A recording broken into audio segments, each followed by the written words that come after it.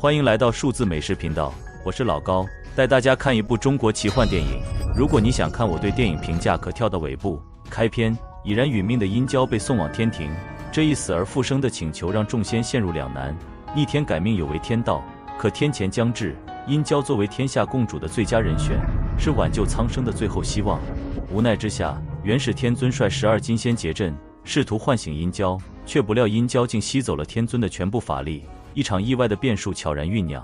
与此同时，已死的殷寿被九尾狐用法力复苏，而刚率大军远征北海，得胜回朝的太史文仲却公然拒绝了殷寿让他再征西岐平定姬发的命令，只以年事已高为借口推辞。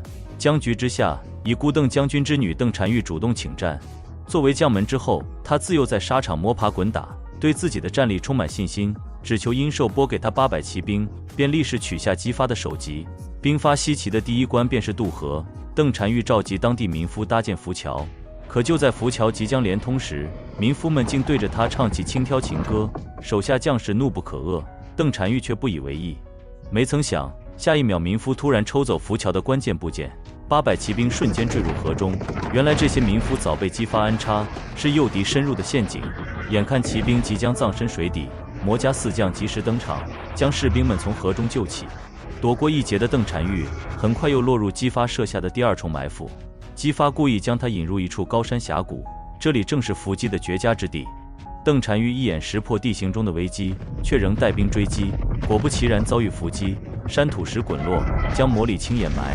姬发劝其投降，邓婵玉却一声召唤，让魔礼青破土而出。魔礼青挥动青云剑，剑身瞬间化作巨雾，挡住了后续滚落的土石，甚至将山崖上的西岐士兵扫落，其中1人还被他当场击杀。姬发见势不妙，只好带人逃走。邓婵玉紧追不舍，2人在陡峭山路缠斗间双双坠崖。崖下，姬发先一步苏醒，手中握着石头，曾有过砸向邓婵玉的念头，最终却没能下手。可邓婵玉醒来后毫不留情，一番搏斗将姬发擒住，倒吊在树上。半夜，一头野猪突然出现，邓婵玉不肯为姬发松绑，可野猪竟径直撞向树干，将树撞倒，姬发借此脱身。野猪转而攻击邓婵玉，姬发见状冲上前阻拦，邓婵玉情急之下掏出法宝五光石砸死野猪，却被野猪尸体压住。等他挣脱时，姬发早已不见踪影。其实姬发就躲在树上，待他走远才敢下来，朝着西岐城的方向赶去。归途之中，姬发遇见了携带封神榜的姜子牙。此时的姜子牙法力尽失，封神榜也失去了反应，还险些被申公豹的乌鸦群掳走。幸得姬发相救，经历连番挫败，姬发心灰意冷，决定放弃西岐城，带百姓撤离。姜子牙却主动献策，建议姬发将自己与封神榜一同献给殷寿，既能保全百姓，又能让他重获殷寿信任，得到官职。姬发听出这是姜子牙的激将法，可一时也想不出破敌之策，只能暂时搁置。另一边，殷寿身上的伤势被九尾狐用法术转移到自己身上，看着日渐衰弱的九尾狐，殷寿挑选了一批美貌女子让他挑选。九尾狐选中1人，喂下毒桃使其殒命，想借此肉身复生，却发现自己元神耗尽，无法魂魄出窍。而姬发带着姜子牙回到西岐后，看到百姓们并未放弃，仍在积极备战，深受触动的他重新燃起斗志，决定与西岐共存亡。可没等他部署妥当，邓婵玉已重整旗鼓，带着大军兵临城下。正面硬刚难以取胜，姜子牙想出半夜袭营的计策，派雷震子潜入邓婵玉营帐，偷取魔礼青的青云剑。魔礼青从睡梦中惊醒，发现宝剑被盗，不顾阻拦追出营帐。其他3位魔家将也紧随其后，他们自恃武力高强，以为即便出营也无大碍，却正中姬发的圈套。营地外早已布下泥坑，魔礼青不慎陷入其中，西岐士兵趁机对他放箭，魔礼青痛呼出声。雷震子见状丢下青云剑，长剑直直落下，刺穿魔礼青的喉咙，当场将其斩杀。成功斩杀1位魔家将，夺回青云剑。西岐众人士气大振，姜子牙却泼下冷水，指责他们动静太大，错失了擒获邓婵玉的最佳时机。次日，邓婵玉果然率大军压境，魔家将冲锋在前，骑兵紧随其后。西岐这边用网罩住魔家将，却被他们用法宝破解。魔礼红的混元宝伞吸走了西岐士兵射出的箭，还转而对着西岐人马放箭，导致西岐士兵死伤惨重。魔家将撕破大网后，各自催动法宝追杀西岐士兵，姬发只好下令撤军。可他撤退时慢了一步，吊桥在他面前升起，无奈之下，他舍弃马匹，纵身一跃，用刀卡住吊桥，试图回城。邓婵玉见状也跃上吊桥，抓住他的脚踝，硬生生将他拖进护城河。没了主帅，邓婵玉的副将仍下令强攻西岐，誓要当天破城。护城河中，邓婵玉因铠甲沉重，体力不支向河底沉去。危急时刻，姬发却潜水下去拉住他的手，将他救上岸。而战场上，邓婵玉一方派出能撞破城门的花狐雕，眼看城门即将被撞开，一个巨大的蓝色身影从天而降，将花狐雕拽出摔死。众人惊慌之际，杨戬和哪吒现身，告知众人这是附身后的阴蛟。他吸收了元始天尊与众仙的法力，已拥有3头6臂的形态。魔家将见状上前应战，却根本不是阴蛟的对手。即便3人合力放出法宝将其困住，阴蛟也只需一声怒吼，便能纵身跃起撕碎混元宝伞。没了法宝的魔家将更不是阴蛟的对手。上岸后，姬发脱下衣服，邓婵玉以为他要图谋不轨，吓得连连后退，却见姬发扑通一声跪下，说自己愿意投降。原来姬发曾是阴兽麾下，跟随他东征西战，深知阴兽对自己恨之入骨，若西岐战败，百姓定会惨遭屠杀。他虽能打赢邓婵玉，却挡不住阴兽源源不断的大军。为了百姓，他愿意束手就擒。邓婵玉被姬发的大义打动，本想带他回营请将，结束战争。可阴兽得知封神榜在西岐后，觉得邓婵玉不足以胜任，私下找到太师文仲，以天前将至，若拿不到封神榜，殷商将覆灭为由，让他再次出征西岐。太师文仲本不愿出征，可他为殷商征战一生，不愿眼睁睁看着王朝覆灭，最终还是答应了殷寿的要求。邓婵玉带着姬发这个俘虏回营，太师文仲却表示，即便姬发投降，他也要继续攻打西岐。表面上是屠灭西岐，以正国威，实则是为了寻找姜子牙和封神榜。邓婵玉试图劝阻，认为百姓无辜，却被太师文仲扇了一记耳光，还被指责出师不利，损兵折将，没资格为敌人求情。心灰意冷的邓婵玉半夜偷偷将姬发救出军营，想带他逃回西岐，却在半路被太师文仲截住。就在2人命悬一线时，阴蛟从天而降，斥责太师文仲见了自己这位太子为何不跪。太师文仲惊讶于阴蛟的变化，阴蛟则细数阴兽杀害父兄妻儿的罪行，指责他为虎作伥。可太师文仲坚持只听王命，不为太子卖命。阴蛟不愿与他纠缠，留他一命，让他回去告知阴兽自己已归。邓婵玉终于在天亮前将姬发送回西岐，姜子牙却不愿接纳邓婵玉，让他哪里来的回哪里去。姬发深知邓婵玉因救自己已无法回殷商，回去便是死路一条，执意要留下他。姜子牙无奈只好同意。不久后，殷蛟也回到西岐，兄弟2人重逢，欣喜不已。可元始天尊曾告诫过殷蛟，他因被父亲杀害的怨念才魂魄不散，这份怨念若不加以控制，定会酿成大祸。此时的殷蛟心中只剩复仇，早已不顾天下苍生。殷蛟自己也察觉到愤怒在不受控制，便将姬发之前还给他的佩剑再次赠予姬发，让他在自己被愤怒吞噬、走火入魔时杀死自己。太师文仲回到殷商后，将殷蛟复生的消息告知殷寿，还劝他为了江山社稷，恢复殷蛟的太子之位。殷寿表面答应，私下却对九尾狐说只是骗太师文仲卖命，等他拿回封神榜就杀了他。与此同时，申公豹从师傅那里得到新法宝五毒葫芦，用它将地牢中还活着的士兵变成了没有痛感、不知畏惧的傀儡。西岐城中，众人因为惨败且因蛟归来举办了篝火晚宴，邓婵玉也被打扮得与往日沙场形象截然不同，媒婆甚至提议要为她和姬发说媒，邓婵玉羞涩不已。可欢乐的时光转瞬即逝，太师文仲已设下10绝杀阵，此阵能拘魂锁魄，只有喝下特定符水的人才能在阵中自由行动，且喝下符水的人脖颈上会有相同标记。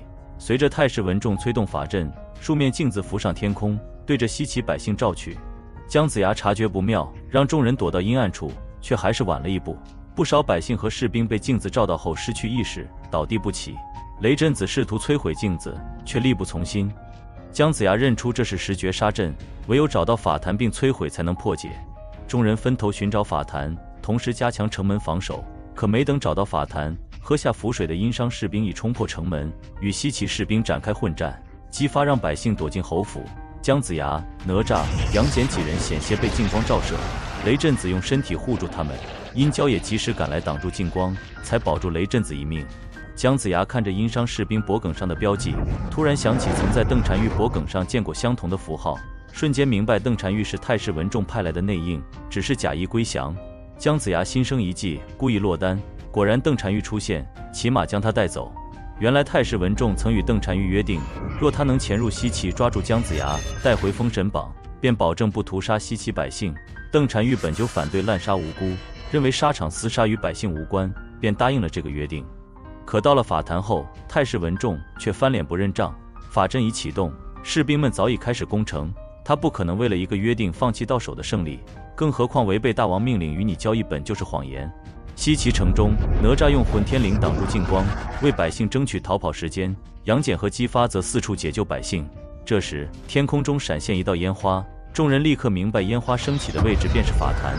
原来姜子牙早已识破邓婵玉的身份，故意让他带自己来法坛，趁机释放烟花指明位置。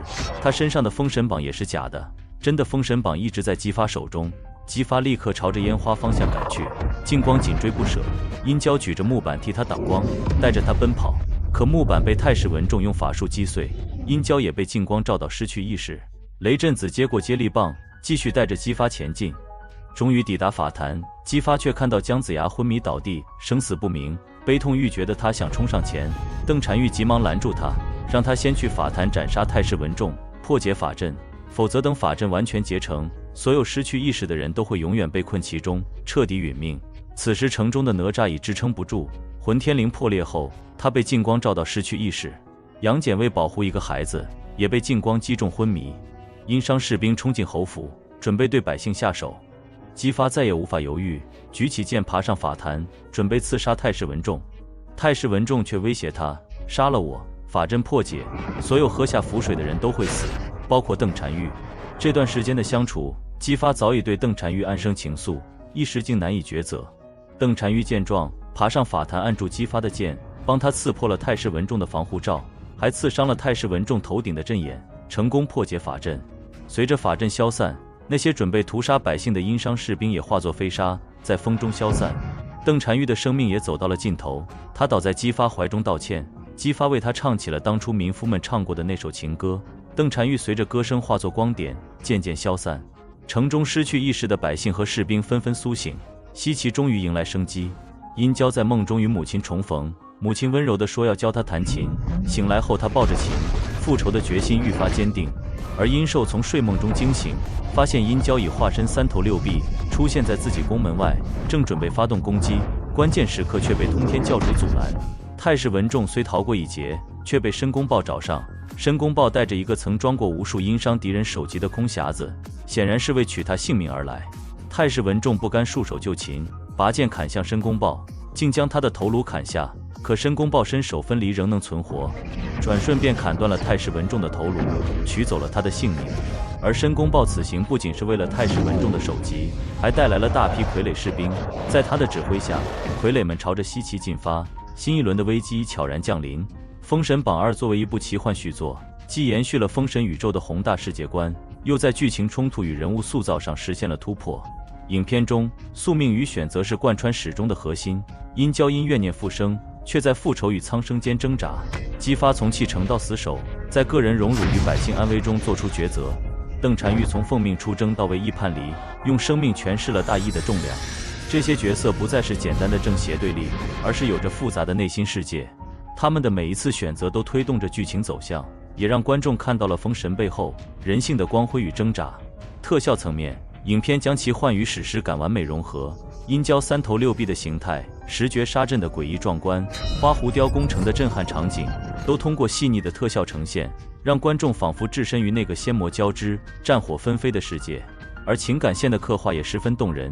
姬发与邓婵玉从敌对到相知再到诀别，没有刻意的煽情，却在细节中传递出深沉的爱意。尤其是邓婵玉消散时，姬发唱情歌的片段，更是让不少观众为之落泪。当然，影片也为后续剧情埋下了诸多伏笔。通天教主为何阻拦殷郊？申公豹带来的傀儡士兵会给西岐带来怎样的危机？殷郊最终能否放下怨念？这些悬念都让观众对后续故事充满期待。总体而言，《封神榜2》是一部有特效、有剧情、有情感的佳作，既满足了观众对奇幻场面的期待，又能引发对人性与大义的思考，值得一看。但是说实话，这也不是很出彩的电影，有点城乡结合的味道。好了，别忘了点赞、收藏、订阅数字美食频道，后续更多精彩内容，老高带你继续看。再见。点个关注哦。感谢宝子观看，要记得按时吃饭哦。拜拜。